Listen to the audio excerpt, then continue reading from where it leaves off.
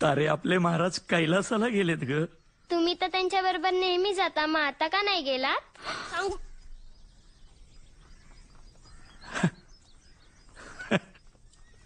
तारे, महाराजांनी तुझ्या आबांवर लय मोठी जबाबदारी दिली ग. स्वराज्य राखायची. अगं लय मोठी जबाबदारी आहे ही. ती जबाबदारी पार पाडण्याची वेळ आलेली आहे सर सेनापती. हंबीरराव, महाराणी सोयराबाई साहेबा यांचा निरोप घेऊन आलोय आम्ही तुमच्यासाठी. निरोप कसला? फरमान म्हणा. कसलं? युवराज राजारामांचा राज्याभिषेक करायचा आहे. कसं आहे, महाराज गेलेले असल्या कारणानं काय म्हणाला अनाजी पंत? महाराज गेलेले असल्या कारणानं महाराज गेले. अनाजी पंत, जोवर क्षितिजावर सूर्य वर येतोय तोवर सह्याद्रीच्या कुशीतून महाराज रोज उगवणार.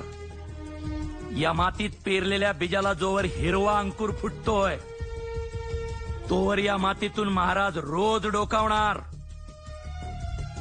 जय भवानी.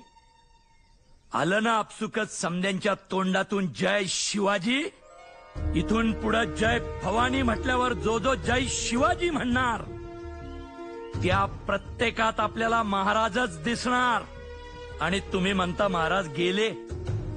अनाजी पंत, तुमच्या आमच्या सारख्यांच्या पिढ्या येत जात राहतील हो, पण छत्रपती नावाचं वादळ या मातीत रोज घोंगावणार. भावनिक होत आहे सर सेनापती.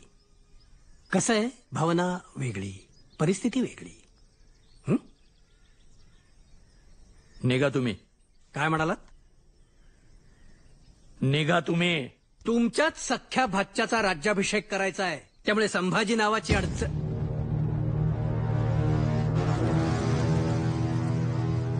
महाराज म्हणा. हा? संभाजी महाराज असं म्हणा. हे बघा, तुम्ही ज्यांना महाराज म्हणताय त्यांना पकडण्याचं राजफरमान मी घेऊन आलोय. बरोबर ना मोरोपंत?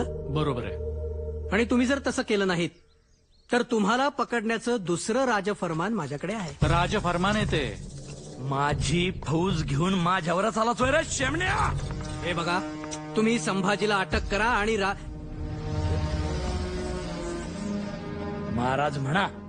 अनाजीपंत, हंबीरराव म्हणतायत तसं शंभूराजांना महाराज म्हणा. का? कशाला विषय वाढवताय?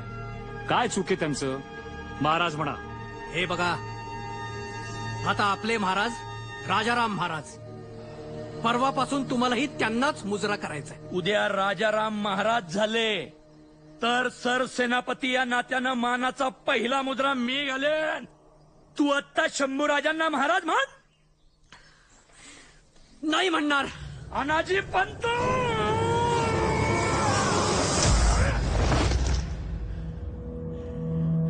शंभूराजे न्याय करा. महाराणी सोयराबाईंच्या मनात तुमच्याबद्दल विष घालून तुमच्या अटकेचा प्रयत्न केलाय पंतांनी.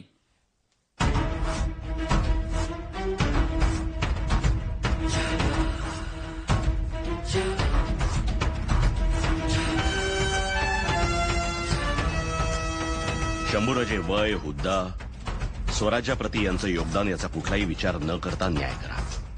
गुन्हा साधा नाही.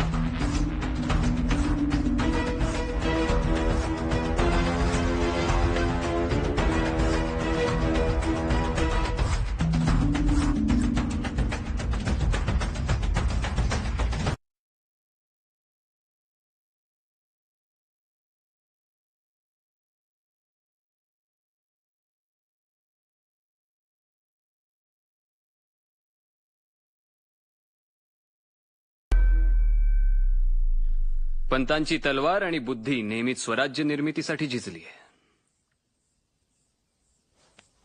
वैयक्तिक राग लोभांपायी स्वराज्य दावणीला का बांधायचं?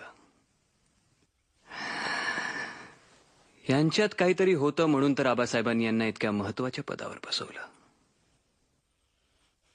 नव्या मंत्रिमंडळात देखील यांना तोच मान मिळेल जो आबासाहेबांनी यांना दिला. चालेल पंत. जी महाराज.